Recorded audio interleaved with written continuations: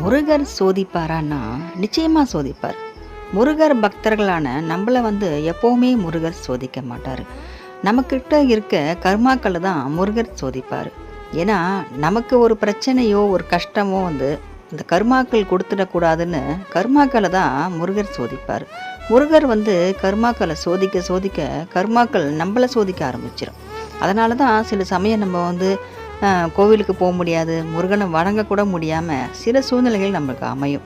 சில டைமில் முருகனை நம்ம கும்பிட்டும் பிரயோஜனம் இல்லையே அப்படின்னு விரத்தியில் கூட நம்ம ஆயிடுவோம். திட்டக்கூட தான் நம்ம செய்வோம். ஆனால் திட்டக்கூடியவங்களையும் முருகர் காப்பாற்றுவார். அவரை நம்ம திட்டுனா கூட பிடிக்கும். நம்ம அன்பான பக்தர்களாக நம்ம இருக்கிறோம். நம்ம ஏன் திட்டுறோம், எதுக்கு திட்டுறோன்னு அவருக்கு நல்லாவே புரியும். நம்ம வேணும்ட்டே மனமறிஞ்சு திட்ட மாட்டோம். நம்மளுடைய சூழ்நிலை காரணமாக தாங்கிக்கவே முடியாமல் இவ்வளோ கஷ்டத்தில் இருக்குமே அப்படின்னு